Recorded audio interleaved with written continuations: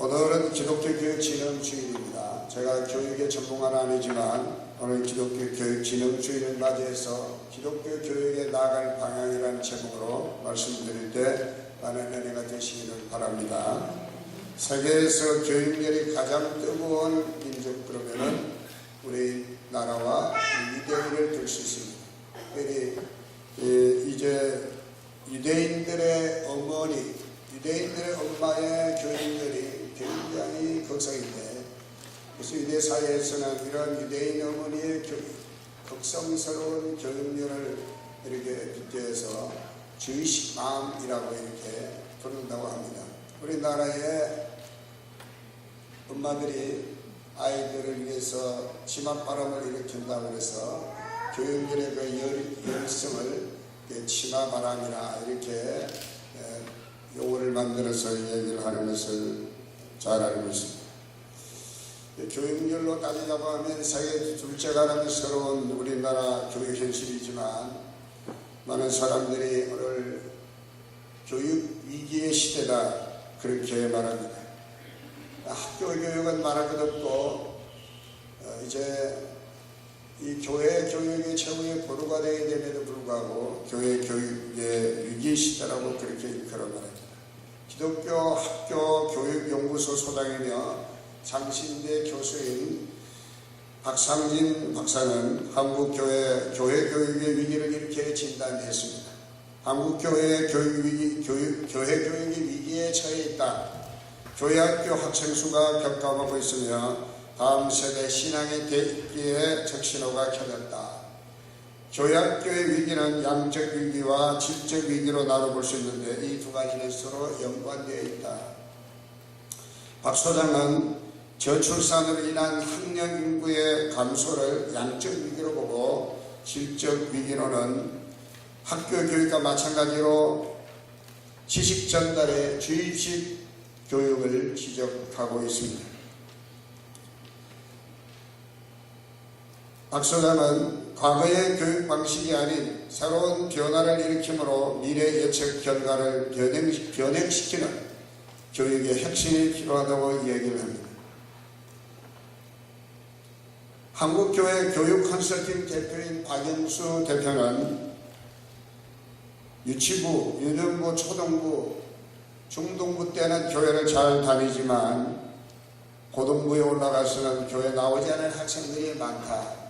이것은 바른 신앙 교육이 이루어지지 못하기 때문이다라고 지적을 했습니다.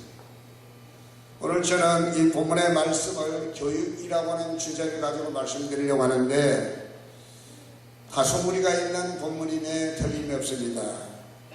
왜냐하면 예수님이 사가랴 수가성의 야곱의 우물가에서 여인을 만난 이 사건을 교육적 관점에서 해석하는 분들이 별로 없기 때문입니다.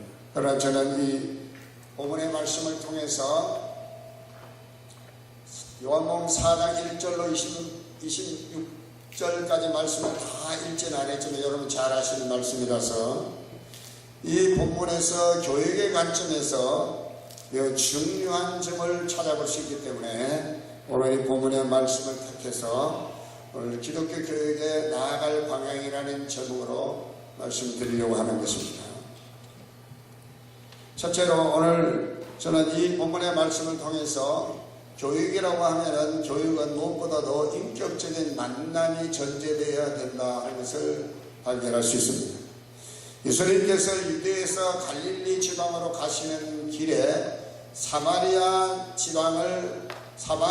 동네를 통과하시게 되는데 대부분의 유대인들은 이 사마리아 동네를 만나면 통과하지 않고 그냥 다른 데로 둘러서 이렇게 그냥 사마리아는 내면에 그리고 그렇게 가게 됩니다. 예수님께서 이 사마리아 수가라는 동네에 이르게 됐을 때 마침 이 야곱의 우물에서 예수님이 제6시, 오늘 성경 말씀 보니까 제6시라고 그러는데 이 제6시는 정오에 해당하는 시간입니다. 정오는 가장 햇빛이 쨍쨍 쬐는 그러한 시간입니다. 예수님께서도 피곤하셔서 이 우물가에 앉으셔서 잠시 쉬고 계셨다고 성경은 말씀하고 있습니다. 그때 한 사마리아 여인이 물을 길러 이 야곱의 우물가로 왔습니다. 와보니까 한 남성분의 아들 계신데 그분이 바로 우리 예수님이시죠. 예수님은 유대인입니다. 이 사마리아 여인 입장에서도 우물을 길러 왔지만 매우 난처한 입장에 처해 있었을 것입니다. 여인이 보통 아침 시간이나 저녁 시간에 물을 길러 오는데 이 팔레스타인 지방은 날이 뜨겁기 때문에 한낮에는 우물에 물을 길러 오지도 않고 또 야외 활동도 많이 하지 않는다고 하는데 여인이 사람들의 눈을 피해서 지금 이 정오 시간에 제6시에 지금 야곱의 우물가에 물을 길러 온 것입니다. 그런데 그곳에 지금 예수님이 계십니다. 예수님은 유대인이고 여인은 사마리아 여인입니다. 당시 유대인들은 사마리아 사람들을 이방인 취급했습니다. 상종도 하지 않았다고 합니다. 그런데 우리 예수님께서는 그럼에도 불구하고 이 여인과 대화하는 모습을 보는데 이 여인의 입장에서 보면 참으로 난처할 수 있습니다. 사실은 유대인은 예수님이 그 자리를 피해야 하는데 예수님이 그 자리에 계시고 여인이 지금 예수님으로부터 물을 달라 하는 말씀을 듣게 됩니다. 유대인들 입장에서 당시 사마리아 사람들은 같은 유대 종족이긴 합니다만은 유대인으로 취급을 하지 않았습니다. 왜냐하면 르호보암 왕 때 북이스라엘과 남유다로 분열될 때 북이스라엘은 사마리아 성을 수도로 했고 그 사마리아가 북이스라엘을 대표하는 도시인데 그 사마리아에 있는 이스라엘 백성들이 당시 그곳에 있었던 많은 이방 민족과 혼인을 맺고 그래서 이제 혼합되어진 민족이 되어졌기 때문에 동적인 유대인들은 사마리아 사람들 유대인들을 취급을 하지 않고 이방인 취급을 했습니다. 우리가 성경에 말씀하면 남유다가 바벨론에 멸망을 당하고 70년 동안 그발 강가에서 노예 생활을 하고 있다가 고레스 왕건년 때 칙령에 의해서 동국 이스라엘로 되돌아가게 되는데 그때 스룹바벨이라는 총독을 세우고 그리고 유대 대제사장 여호수아를 앞세워서 공국 예루살렘으로 기한해서 성전 무너진 예루살렘 성전을 다시 재건하도록 하게 합니다. 많은 자재를 보내줘서 성전을 재건을 무사히 할 줄 알았는데 이미 그곳에 남아있었던 사마리아 사람들이 이제 이 성전 재건에 동참하려고 하게 될 때 여호수아와 스룹바벨은 그것을 거절하게 되죠. 그 결과 사마리아 사람들이 14년 동안 성전 재건을 못하도록 방해를 했습니다. 역사적으로 사마리아 사람들과 유대인 간에 이렇게 뿌리 깊은 원한의 관계가 있음을 알 수 있습니다. 그리고 우리가 한번 생각해 보십시다. 대낮에 아무도 없는데 예수님이 지금 이 사마리아 여인을 만나서 대화를 한다라고 생각하면 아마 오늘날로 보면 건방 스캔들이 나버린 겁니다. 목사가 한낮에 사람도 없는데 낯선 여인을 만난다? 그럼 소문이 나버려요. 제가 실제로 이런 목사님 봤어요. 상담하기에서 그 교인이 저기 부산 강한리 해수욕장에 카페 목사님을 초청하고 거기 서서 상담을 하고 난 다음에 잠깐 두 분이 해변을 걸었는데 그걸 어떻게 누가 사진을 찍어가지고 목사님 같이 여인과 어떤 심오한 관계가 있는 것처럼 이렇게 소문을 퍼뜨려서 그 목사님이 그 교회를 떠나게 되는 그런 일이 있었어요. 얼마든지 당시 예수님이 모든 유대인들이 끓이는 사마리아 사람, 특히 그 사마리아 여인과 자리를 같이 앉는 것 자체가 위험천만한 일임에도 불구하고 예수님은 이 여인과의 만남을 갖고 있는 것을 봅니다. 저는 오늘 이 말씀을 통해서 예수님께서 이 여인을 차별하지 아니하시고 한 인간으로 인격적으로 예수님께서 만나주신 것을 보게 됩니다. 예수님과의 인격적인 만남과 대화를 통해서 이 여인의 마음이 감동을 받게 됩니다. 저는 이 점은 교육에서뿐만 아니라 우리가 전도하는 데 있어서도 매우 중요한 요소라고 봅니다. 지난 한 주간 동안 VIP 전도를 위한 특세를 가졌습니다. 한 20여 분이 참석을 했는데 저는 우리 교회들이 다 참석할 줄 알았는데 그래도 많이 참석을 해 주셨습니다. VIP 전도가 무엇인가에 대해 집중적으로 말씀을 드렸습니다. VIP 전도는 오이코스 전도라고 말씀드렸고, 오이코스란 말은 집, 가족 그런 뜻인데 오이코스 전도라고 하면 관계 전도를 의미한다고 말씀드렸습니다.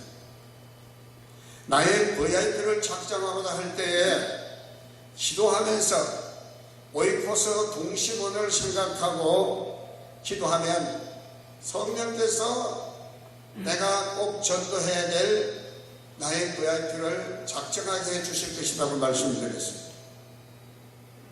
그리고는 기도하는 가운데 오는 11월 18일 날 VIP 초청 전도 주일 때 초청해서 꼭 열매를 맺을 수 있게 되기를 바랍니다 라고 말씀을 드렸습니다.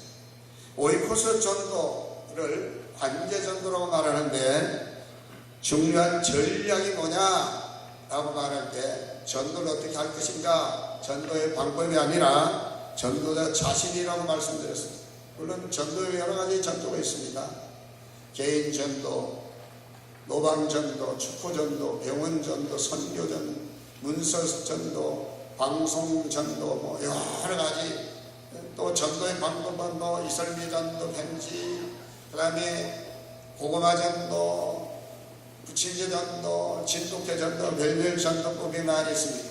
다 전도가 다 귀한 것인데 VIP 전도를 오이코스 전도라고 말할 때 이 관계 전도에 있어서 최고의 전략은 뭐냐? 바로 전도하는 전도자 자신이라고 말씀드렸습니다. 전도자의 인격과 삶이 관계 전도의 가장 중요한 전략이고 전도 방법이라 그렇게 말씀드렸습니다. 왜냐하면 불신자들은 그리스도인의 신앙이나 교회 생활을 어떻게 하고 있느냐 이건 관심이 없다는 거예요. 불신자들은 자기와 관계하는 그리스도인들의 인격과 그 삶을 눈여겨보고 그 인격과 그 삶의 감동이 되어서 전도가 된다 하는 것입니다. 전도자의 인격이라고 뭡니까?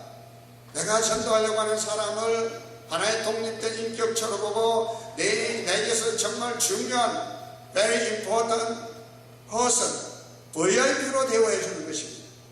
그렇게만 한다고 하면 아마도 큰 감동을 받게 될 것이라는 것입니다. 사람을 가르치고 교육하는 데 있어서 가장 중요한 것이 무엇이겠습니까? 좋은 여건과 좋은 시설, 실력 있는 선생님들 물론 중요할 것입니다. 그러나 무엇보다도 선생님과 제자와의 인격적인 만남이 무엇보다도 중요하다고 생각을 합니다. 예수님은 모든 사람을 차별하지 아니하시고 하나의 독립된 인격체로 만나주시고 또 대우해 주시고 대화해 주셨습니다. 그래서 예수님과의 인격적인 만남을 체험한 사람은 누구든지 새로운 삶을 살게 되는 것을 봅니다. 오늘 본문의 이 사마리아 여인도 예수님께서 차별하지 아니하시고 한 인격체를 여기셔서 그와 만나시고 그와 대화하십니다. 진정한 교육이 무엇일까요? 진정한 교육의 출발은 바로 인격적인 만남에서 출발해야 된다고 봅니다. 저는 교육을 말할 때 유대인의 교육을 생각합니다. 유대인의 힘이 어디 있느냐라고 말할 때 유대인의 힘은 바로 교육에 있다라고 그렇게 이야기를 합니다. 유대인의 교육은 가정에서부터 시작이 되는데, 가정에서는 아버지, 히브리 말로 아비라고 이야기합니다. 우리도 아버지를 아비라고 부르기도 하죠. 히브리 말로 아버지를 아비 혹은 아바라고 하면 아빠, 그런 뜻이에요. 아비가 중요한데 가정에서의 교육을 그래서 아비 교육이라고까지 이야기를 합니다. 아비, 히브리 말로 아비, 아버지 교육, 이게 유대인의 가정교육이라는 것입니다. 아비가 자식을 교육함에 있어서 독립된 한 인격처로 여기고 하나님 앞에서 바로 설 수 있도록 그렇게 가르친다는 것입니다. 성장을 하게 되면은 해당에 가서 랍비로부터 교육을 받게 되는데, 랍비 역시 제자를 스승과 제자라는 어떤 주종의 관계로 보는 것이 아니라, 종속의 관계로 보는 것이 아니라 하나의 독립된 인격처로 여기고 교육을 한다는 것입니다. 유대인의 이러한 교육, 가정에서나 또한 해당에서나 학교에서 하는 그 교육의 방식을 하버루타 교육이라고 이야기를 하는데, 이 하버루타 교육은 질문과 토론을 위주로 하는 교육의 방식이라고 해요. 오늘날 우리 한국의 공교육에서도 이 하버루타 교육을 적용해서 이제 시도하려고 하는 그런 노력들이 많이 있습니다. 아비가 자식을 무시하면 질문을 받거나 토론을 할 수가 없습니다. 랍비가 제자를 무시하고 차별하면 질문을 받고 질문을 하고 토론할 수가 없습니다.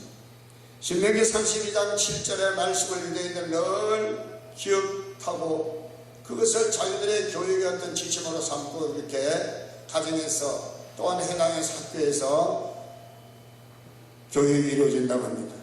옛날을 기억하라, 역대의 연대를 생각하라, 내 아버지에게 물으라, 그가 내게 설명할 것이요, 내 어른들에게 물으라, 그들이 내게 말하리로다. 자녀가 아버지에게 질문을 하면 아비는 반드시 그 질문에 대답을 해줘야 할 의무가 있다는 것입니다. 어른들에게, 자기보다 더 어린, 즉 제자가 스승에게, 랍비에게 질문을 하면 왜 이런 질문을 해? 왜 쓸데없는 질문을 해? 왜 버릇없이 이런 질문을 해? 이렇게 말하지 않고 그 질문에 성실하게 대답을 해줘야 할 의무가 있다라고 하는 말씀에 바로 신명기 32장 7절의 말씀으로 이해하고 있다는 것입니다. 그래서 가정에서부터 끊임없는 질문을 하게 하고 또 질문을 또 하고 질문에 대답하고 이렇게 토론하면서 교육을 하기 때문에 창의적 교육이 되고 상상력이 키워지게 되고, 그래서 이런 교육을 해서 유대인이 지금 세계를 움직이고 있다라고 이야기를 하고 있습니다.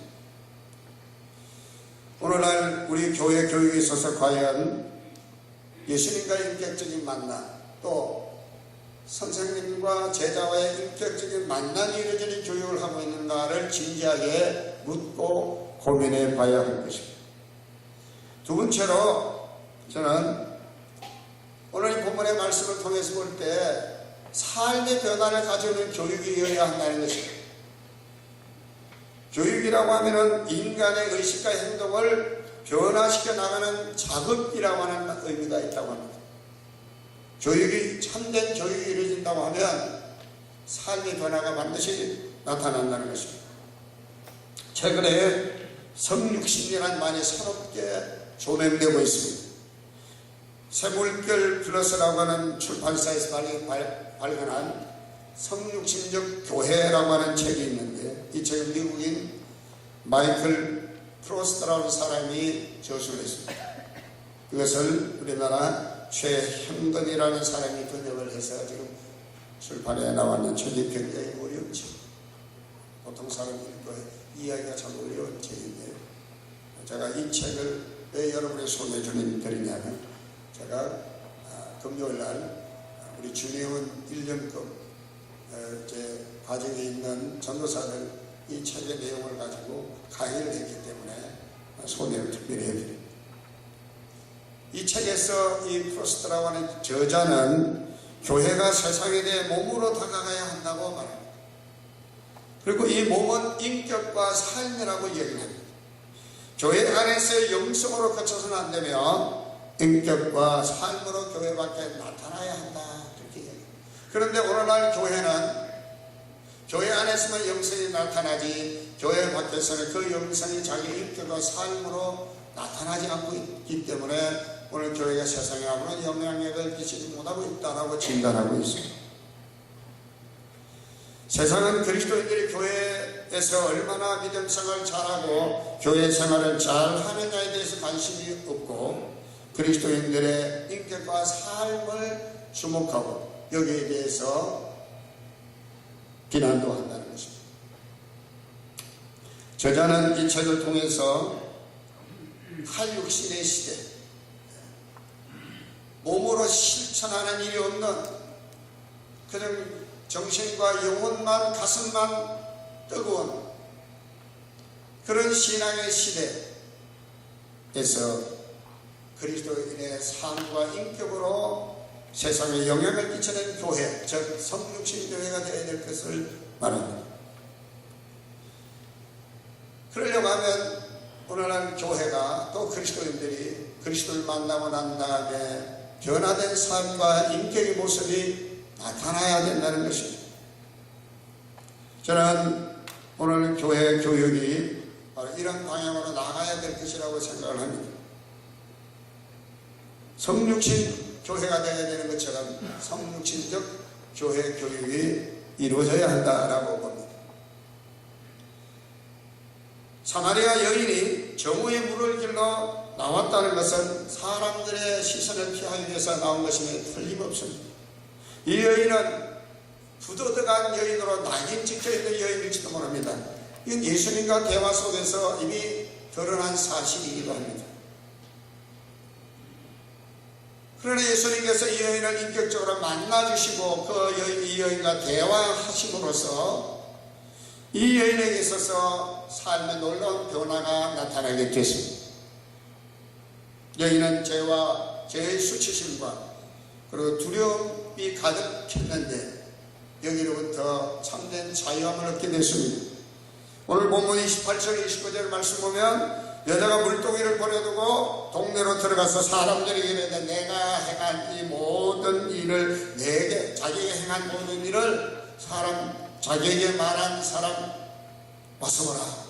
이분이 바로 그리스도다. 사람들이 두려워서 한낮에 아무도 오지 않는 그 시각에 물을 길러 왔던 여인이 당당하게 동네로 나가서 사람들에게 말을 하고 있는 모습을 봅니다. 이 여인에게서 이것은 엄청난 변화가 아닐 수가 없는 것입니다. 오늘날 기독교 교육의 목표가 무엇입니까? 그것은 바로 예수님을 만나게 함으로써 변화된 삶을 살도록 하는 것입니다. 오늘 많은 그리스도인들이 교회를 잘 다니는 것 같고 예수를 잘 믿는 것 같아도 삶의 변화가 없는 진정한 이유가 뭐겠습니까? 오늘 적어도 사마리아 수가성의 여인과 예수님과의 만남을 통해 우리에게 주시는 메시지는 정말 예수님과의 진정한 인격적 만남이 우리에게 경험되어졌다고 하면 우리 인격과 삶에 놀라운 변화가 있을 것이라는 메시지를 주고 있다는 사실입니다. 성경은 우리에게 이렇게 말씀합니다. 우리로 하여금 그리스도의 장성한 분량까지 자랄 것을 말씀합니다. 왜냐하면 교회에서 가르치는 교육은 바로 성경 곧 하나님의 말씀으로 가르치기 때문입니다. 디모데후서 3장 15절 16절의 말씀 보면 모든 성경은 하나님의 감동하심으로 된 것으로 교훈과 책망과 바르게 함으로 의로 교육하기에 유익합니다. 이는 하나님의 사람으로 온전하게 하며 모든 선한 일을 행할 능력을 갖추게 하려 함이라고 말씀합니다. 하나님의 말씀으로 교육받은 그 교육이라고 하면은 참으로 삶이 변화되어 그리스도를 닮아가게 되고 그리스도의 삶과 그 인격을 부행하게 되어지는 것을 말씀하고 있는 것입니다.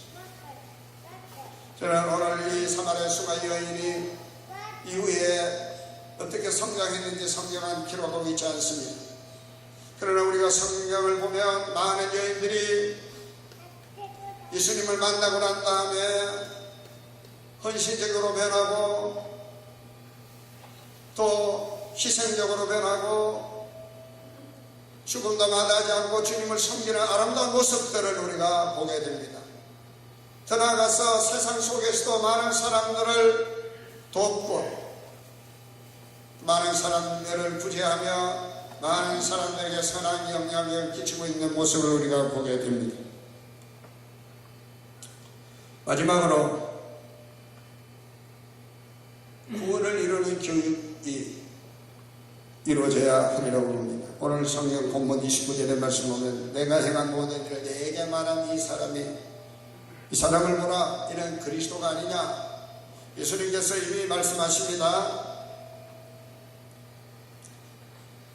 내게 말하는 내가 바로 메시아 곧 그리스도다. 그렇게 예수님 말씀하십니다. 여자가 메시아 그리스도가 오실 줄 내가 압니다. 그렇게 말했을 때 예수님께서 내가 바로 메시아여 내가 바로 그리스도다 라고 말했습니다. 예수님과 인격적인 만남을 하고 저는 예수님으로부터 참된 교육이 이루어진 이 현장에서 변화된 삶을 살아가는 이 여인이 예수님을 그리스도로 고백하는 이 사실을 놓고 저는 이 여인이 구원받았다라고 저는 믿습니다. 구원받지 않으면 누구든지 예수님을 그리스도로 고백하지 못한다고 성경이 말하고 있습니다. 성령으로 나지 않으면 누구든지 그리스도를 주라 시인하지 못한다. 그렇게 성경은 말씀하고 있기 때문입니다. 또 요한복음 1장 12절 말씀 보면 영접하는 자 곧 그 이름을 믿는 자 하나님의 자녀는 권세를 주신다. 하나님의 자녀가 된다는 것은 바로 구원받은 것을 말합니다. 여러분 기독교 교육의 궁극적인 목적은 뭐냐면 사람을 구원하는 것이라고 믿습니다. 아무리 훌륭한 인격자요 아무리 훌륭한 삶을 살아가는 사람이라 하더라도 구원받지 못하면 아무 소용이 없는 것이죠. 예수 그리스도를 인격적으로 만나 성장하는 과정을 통해서 예수님이 누구신가를 진정으로 알고 예수님을 나의 구세주로 나의 구원자로 고백하도록 하는 교육, 이것이 오늘 교회에서 이루어져야 할 교육이라고 합니다. 오늘 기독교 교육에 헌신한 모든 교사들의 궁극적인 교육 철학이 바로 여기에 있어야 하리라고 생각합니다. 기독교 교육은 단지 사람을 가르치는 것만이 아니라 구원의 자리에 이르도록 하는 것이 바로 기독교 교육의 궁극적인 마지막 목표이기 때문입니다.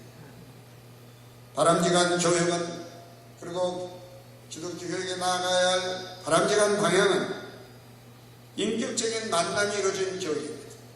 그리고 삶을 변화시키는 교육입니다. 예수님을 주님으로 믿고 고백함으로써 구원을 받게 하는 교육입니다.